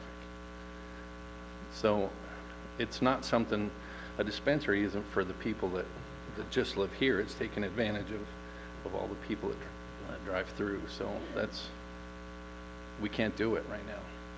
There's people that want to pour money into this, and we can't. Okay, I'm going to ask a quick question because Patty brought it up and you kind of hinted around it. Do you find it's property owners unwilling to rent? Or like No, Patty said, they just jacked up the price? No, that wasn't a concern for us. It We wasn't a wanted to concern. buy property. Okay. And just do it ourselves, you know, Gotcha. not worry about renting. So it's more about zoning for you guys? Yeah, it's Patty was zoning right. and it's the ordinances. There isn't anything in the city because they haven't Well, drafted now you got to anything. take that up with the city. Yeah, but I mean, this is where you start. We can't do anything in the city. There's only a tiny sliver that's outside the city that's in the county area, and all the outside county areas are prohibited. We can't go to Smith River. You can't obviously go to, no, I wouldn't want to go into Hyuchi or Gasky from a business standpoint because the traffic's just not there. We don't want to just depend on the people that are in the county that want CBD products or whether it's recreational marijuana. 50% of this is probably going to be the people that are driving through town. And do we want to negate that group of people and have that tax money just drive right through Del Norte County as usual? I don't think so. Thank you very much for your comments. We Right. appreciate it.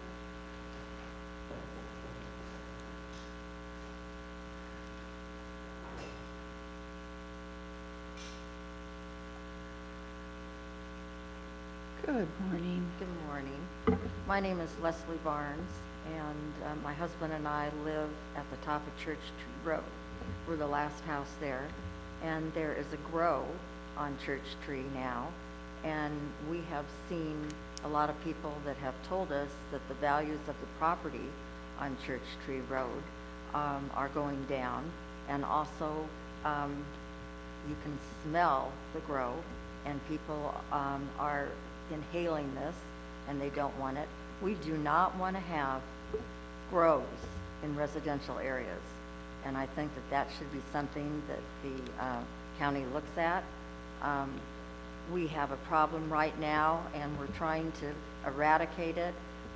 So they had a big tent that they were growing in, and everybody knew what it was, and now they have taken the tent down, and they've put up these plastic covers that cover the plants.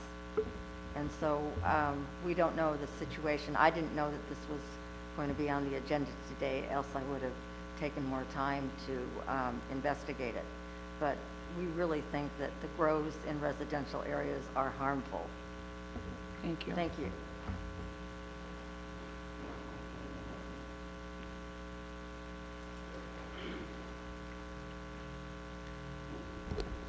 Hello Hey, again. Jesse Davis. I didn't actually intend to talk about any of this. I saw this part on the agenda afterwards. No, really, I was just going to talk about hemp. So it's important to note that hemp is completely different than cannabis. It's not part of the regulatory system, the retail that we're talking about.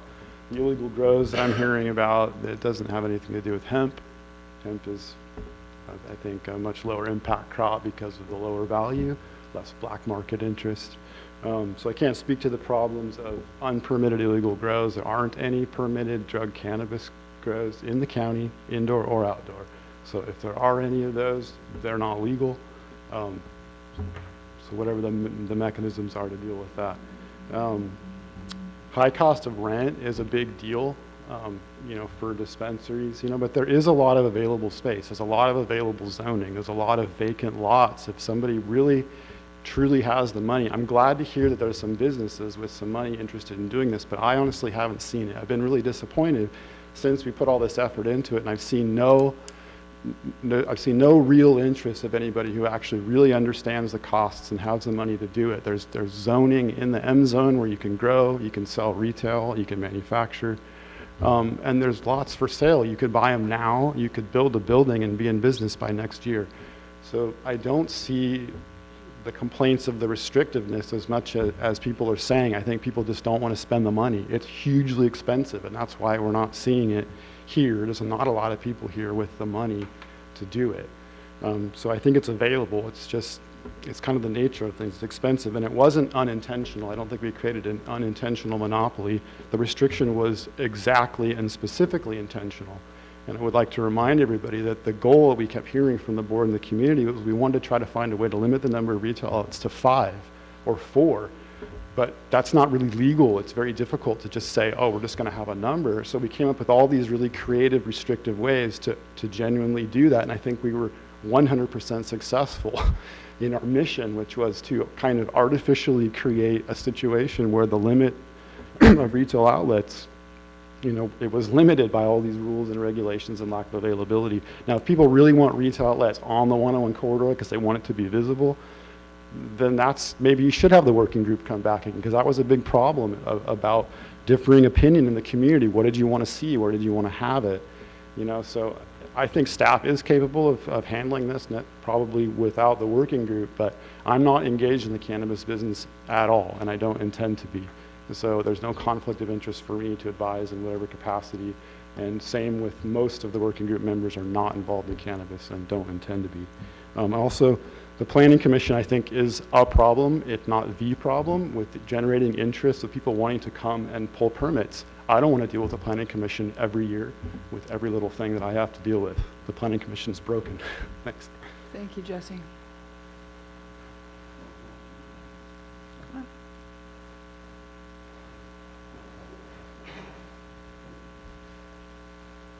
Hello, my name is Eric Neff, and I'm a homeowner in Del Norte County. Since the last time I spoke with you guys, I did a Freedom of Information Act in regards to all the permitting of the 1070, the one cannabis retail outlet that's open right now. And in there, there's maps and stuff about whether it was too close to schools, youth centers, churches. It's directly in the middle of schools, youth centers, churches, public buildings. So still when they were pulling the permits, they said that they were not within 500 feet of the school. Since then, the ordinance says 1,000 feet. It was up to 1,000 feet. They're definitely within 1,000 feet of the school. Since then, also, I've talked to a retired Del Norte Superior Court judge that'll remain nameless, and he believes that that is a school by the letter of the law. And so if something doesn't change, then I'm going to do whatever I can to get this in front of another judge and get a determination in court. Okay. So thank you and have a nice day. Mr. Neff, before you go, are you referring to the juvenile court hall, which has the juvenile hall, which has the youth school center in question and that's within the 1,000 feet? Yes, sir.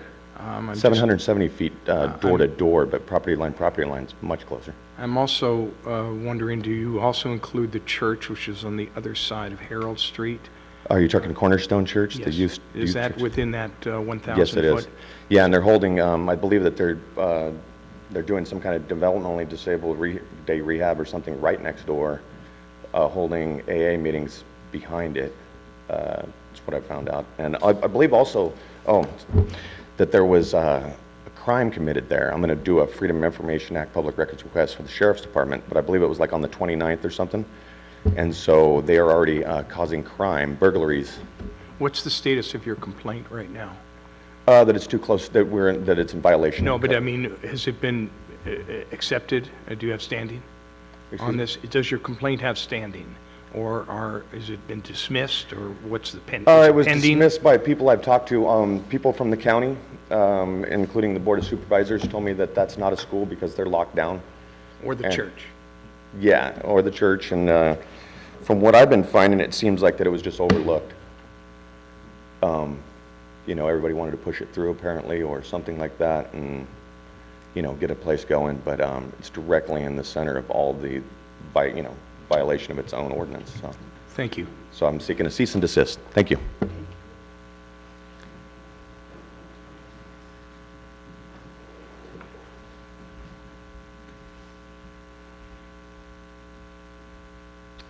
I just wanted to comment on property availability.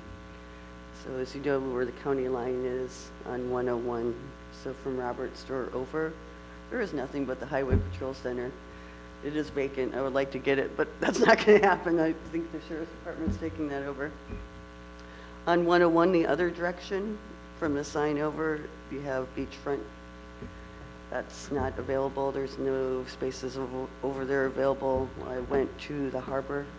The harbor is not willing to do anything unless it goes through the Coastal Commission and a lot of process. I went in the Washington corridor across from Walmart. There's a couple of spaces available over there. As soon as they found out it was going to be a medical dispensary, they said no because it conflicts with the Army recruiters in that area. It really is limited availability spaces. If there was not a limit to it, I would have found one by now. Believe me, I've been doing it every day for months, talking to endless people. It's impossible. There's no way that even 5 permits could be permitted at this time for availability. Thank you. Thank you.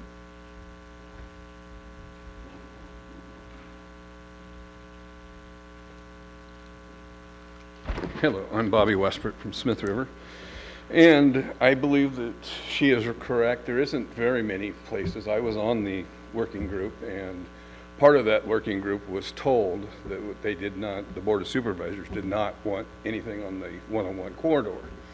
And so it was pretty well limited to where we would recommend for a dispensary to go. And I think that it was kind of done as an ordinance to come into effect, and now it's needed to kind of change where you guys can expand it out in the country, out in the county areas.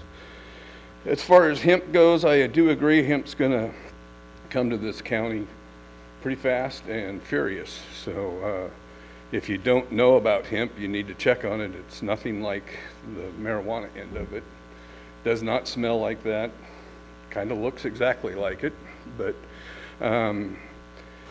Oregon, Oregon's had a problem with hemp where they started last year. I believe it was somewhere around 7,000 acres, and this year they're into 76,000 acres. So it's growing, and it's going to be a problem if we're not ready for it. Thank you.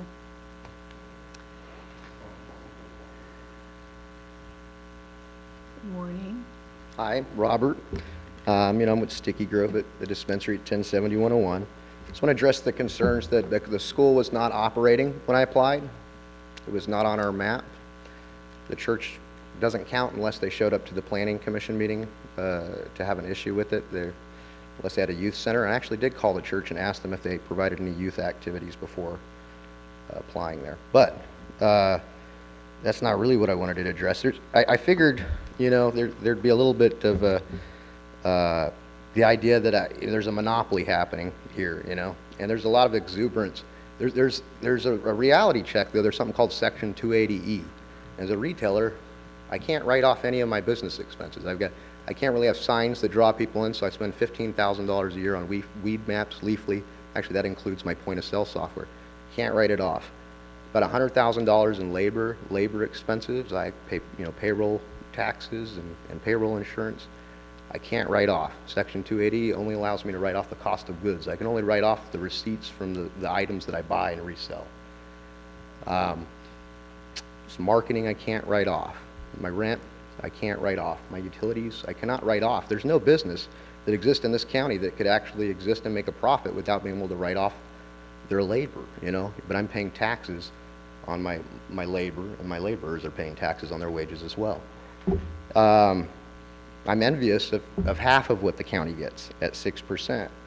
There was a municipality of leagues, or a league of municipalities that had suggested, I think, 1 per 20,000 residents, and Davis crafted their ordinance around this. The original ordinance that was advised included to allow patties, basically to allow the historical operators.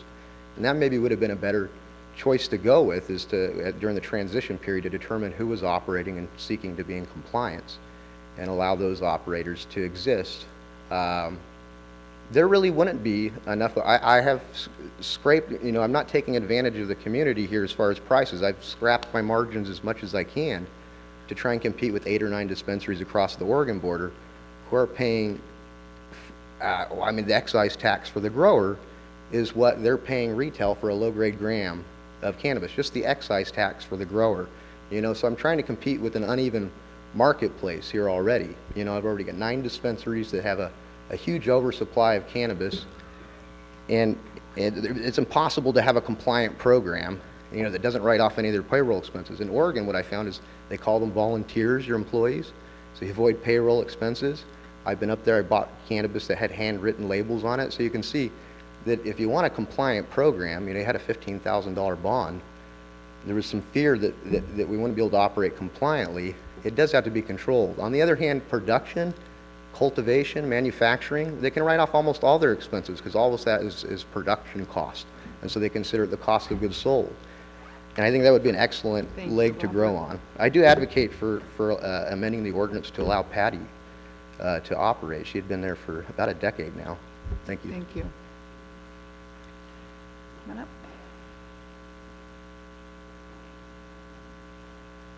My name's Hugh Soul, and I would like to say that this man does run a very good business as far as following the rules, and so does Patty back there. You know, there are different grows, there are different dispensaries, and if they're following the rules, it helps us, it helps HASP. You know, when they're outside the rules, that's where the problem lies. He's right, there's 5 or 6 grows. I moved up to Brookings to get away from some BS. We got 5 or 6 grows there. One, they don't check IDs to save their life. The other one, it's strictly by the book. They don't care if they've dealt with you 5,000 times. You better have your ID. It better be good. You know, that's what we need to see, is good people that are trying to do it right. You know, it's not going to be a panacea because there are going to be health aspects. There are going to be people that are going to get addicted to it. Right now, the THC levels are up in the 35s and 30s. When we were kids, 8, 10%, you know, I mean, way more addictive, way more health concerns going on. And we also have to sit down and think about our environment. You know, the grow that I had so much problems with is hurting the environment. So I do agree with the taxes, because when our environment goes to shit, it's going to be the county and the state that pays to fix it back up. And we got too many people that don't have any knowledge in how to farm, all of a sudden think we can go ahead and just do this, you know. And so we really do need good legislation, and we do need to tax you guys. I hate to say it, you know, I mean, and that comes down to the people that buy it and the people that use it. But there are going to be health problems down the road. Look at all the stuff that's going on with vaping. Look at all the kids that are getting addicted. You know, these are kids 16, 17. My kid, 18 years old, came home from one of the dispensaries in town, stealing the white bag. He had a friend get it, you know, so I mean, it's not a clean industry. Let's be real, okay? And that's all I've got to say about it, is that we do need to scrutinize the growers especially, because they're the ones that are going to be using pesticides, herbicides, fungicides, dispersants, and they're going to be the ones that are out there in our neighborhood. Hugh, you want to talk to us up here? And we just can hear like you. the lady Thank you. behind us, Miss Barnes, If you buy a house and all of a sudden your property values go down, it's bad. And as far as what Andrew Barneberg had to say, the man that walked out, those people that go around to the grows, to the dispensaries, what they're doing is they're coming from back east. They'll spend a week in Brookings and they'll bounce around to every dispensary picking up 1 ounce each. Spend about a week, now they got 10, 15 pounds, now they're heading back across the border. Those aren't the type of people we want coming to Del Norte County. You know what I mean? It's just not those people. Richardson Grove is thriving because of Southern Humboldt has always had a marijuana grow forever. Thank you. Any other public comment on this item number 13? Okay, seeing none. Yeah, we're back to the board here. Yeah. So there was a lot of issues brought up after Joel's discussion. I think there's opportunity clearly to direct staff at this point to look into a few things. I do want to say and emphasize one of the statements made by Jesse Davis. The grows that are taking place outside the coastal zone currently are illegal. I know the county's aware of many of these, and code enforcement has to get on those and take action on those. We have an ordinance in place that makes those grows illegal, and they have to be enforced. There's no question about it. Considering the issues of hemp, I'm not entirely sure if this, I don't think this item right now is broad enough to address a hemp issue, but it does need to be addressed, and I'd hate to see county council start spending some time on reviewing ordinances around retail and manufacturing without actually taking a look at a hemp issue, but maybe that could be on a later agenda. And then a third point that was brought up by Patty, I'm not entirely sure there's anything we could do specific to her situation, because we'd be violating state law if we gave her a variance to her facility. At least my understanding that under state law, because of her distances, she couldn't pursue what she needed to pursue at that current location. And I could be wrong about that, and I'll seek some clarity with a community development department, but I thought state law prevented some of this from taking place at our current location. There wasn't not an adjustment that we could make under our county ordinance to decrease the distance short enough to that facility. Sheriff, can I ask you a question about illegal grows and what's being done on your end? Is that putting you on the spot? I know it is. Of course it's putting him on the spot. Right, it is, but I'm kind of curious, because we do know they're going on, and when Church She was brought up, I mean, that's been there for a while, and it was pretty blatant, and... Hi. Hi. Would you like to share with us? Yeah, what would you like to know? Just what is being done with illegal grows that are brought to your attention? So our approach hasn't changed much over the years. I mean, we still have California statutes to work within, and there's still plenty of illegal activity. You know, there is confusion when grows start to become or start to participate in legitimizing the process. But I mean, we're still enforcing statutes, and statutes are still being prosecuted through the district attorney's office. I know that it's not as aggressive as it used to be. I mean, when I started my career, if we located somebody with an ounce of processed marijuana, that was a big deal. You know, it was a felony back then. You know, now crimes have been lessened quite a bit, and that does impact our enforcement, but we still participate in it. We still seek out grants for that enforcement, especially on parks lands and wilderness areas. As far as private grows go, it's challenging. You know, it's challenging to establish probable cause to gain entry onto somebody's property. I don't think it's as organized as it could be as far as obtainable information and process through the county from somebody that maybe has a legal grow versus somebody that doesn't. You know, we've encountered challenges after hours and on weekends trying to obtain information.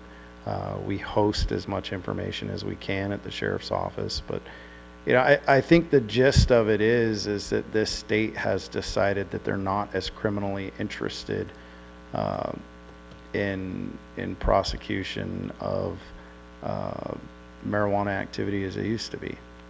So we still have some statutes, we still take calls, we still respond to those calls, we still on occasion make arrests and refer reports to the district attorney's office for prosecution, but I don't think that it's as aggressive as it used to be.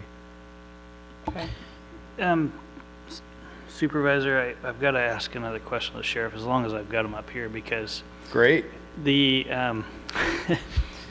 Keep 'em coming. because of the ordinances that the board did put in place by this, and the mechanisms and tools that we gave to our tax collector, if a grow in the county is not legal, we now have a mechanism bypassing anything that's out there with the state, but we do have a mechanism locally to pursue action against an illegal grow, up to the point of, even if they're not paying taxes on the product that's coming off of that grow, up to the point of acquiring that property, if the tax collector goes through the necessary processes under that ordinance. And we took the very deliberate steps in doing that to ensure that it wasn't just the Wild West out here in Delaware County when somebody went to do a grow. We wanted to ensure that people that wanted to do this complied with the law, and more importantly, complied with the look that I think this board deliberated long and hard over about what they wanted to see in Delaware County. I guess my question for keeping you up here, Sheriff, is whose responsibility is it now? So a neighbor calls. They've got to grow like on Church Tree, as Ms. Barnes mentioned. Whose responsibility is it then to go out and enforce code? That's code enforcement, is my understanding. Would you agree with that? Is it the sheriff's to back them up? How does that now roll out once the complaints are generated? So the practical application looks like this. We're a small community.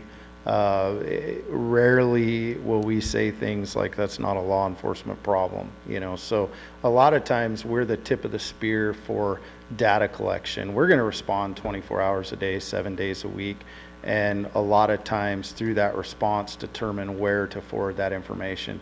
When you start to talk about taxes and liens and code enforcement and things like that, I mean, your average deputy or first line response is not going to be versed in that, and honestly not much of a participant outside of collecting that information and forwarding it on.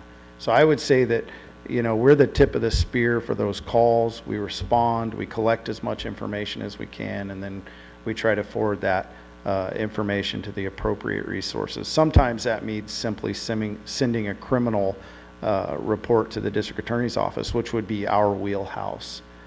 Anything outside of that, certainly not. Especially after hours or on the weekends when a lot of these calls would come out. So, you know, I'm hearing we don't have a lot of permits out there, right? Any. Okay, so in my head, I'm thinking the only grows you should be seeing are personal. Right. We know if you're in a, what? Well, they should know the difference of that. Okay. Yeah, we haven't experienced a lot of that So delineation. you go out to a Church Tree, which was a pretty large area. That's beyond a personal, I would think, unless they have some pretty big, huge plants. You know, is that just turning it over to the DA and waiting for them to do something? It can be, and I don't want to specifically talk about that complaint Okay, because you're right, I'm not intimately familiar with it Okay. enough to where I could, you know, outside of speculation, give information. Okay, well, what you were saying is on the weekends, it's hard to obtain information from the county to know if it's illegal or not. And I'm Right, hearing we we're don't talking commercial versus private grow Right, now. so is you're, what we're- so all of okay. a sudden, we don't have commercial, we know that, but we know there's some private ones out there. Right. We personal use. Right. But those are, we were pretty specific on what those look like too. So I would think the officers would be able to tell, this is, you know, only a few plants in that small area that we allowed for this size lot. That's okay versus, wait a minute, you've got a huge crop going on back here and we know that's beyond our specs. of the Well, when code. it's covered, we have to gain access to that property, Okay. right? And just because you see a covered property that has an indication that some marijuana might be in it, that doesn't mean that that entire covered property is totally, I mean, that's not enough probable cause for us to get a warrant.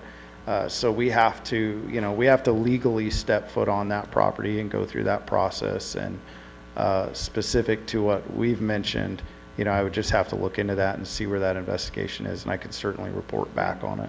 Okay, thanks. I can shed some light on Church Street. Would you?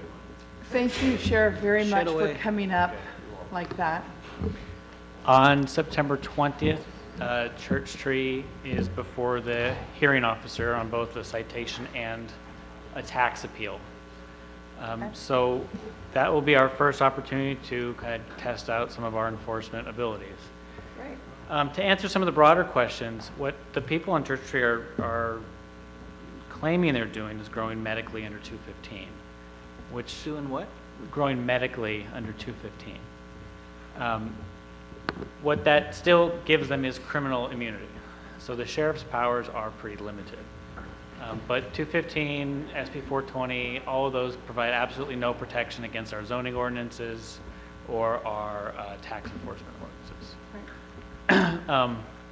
There's a couple more grows that I know Dominic knows about and is working on. We always kind of knew after we had these ordinances in place, enforcement's the next piece. It's just a matter of Dominic's time and resources and other things. So this is a test balloon. It's a $100 citation. We haven't been racking them up because we want to get through, use our new ordinances that the board just passed, a month or two ago. And then once we kind of nail down a process, hopefully we can streamline it and go and take down and control the illegal market. Excellent, thank you for that. Okay, clear as mud, guys? Always. Okay. So we just need direction, and I think Supervisor Howard pointed out you're looking more on having staff. Right now, I think we could work with staff at a later meeting, since this really doesn't cover the hemp piece, although I do believe, as Joel stated, that we do need to get out ahead of it, as some of our audience reflected upon. Today, I would just really, as the discussion has ensued, really focus in on our ordinance specific to retail and manufacturing distances, and seeing if there's a way we could potentially expand the nature of those, but direct that to staff and not the working group at this time, since staff believes that they've got a pretty good handle on what direction came out of that working group, and probably some pretty good direction for the board at this time. Okay, do we have consensus on that? Okay, and then, I mean, is this, can I kind of elaborate on that, and can I say I would like Justin to watch what's happening? I mean, it seems like with Jesse's crop, it's a good starting point to see how much time it's going to take him, so that if he does get 1 or 2 or 3 more next year, he has a better idea. That would be kind of This is something that Justin and I have talked quite a bit about in using this season to Okay. time study and So it's figure already out been his done. costs. Yeah, so Right. it's definitely on his radar. Okay, thank you. Anything else? Okay, we will see everybody on the 24th. Thank you.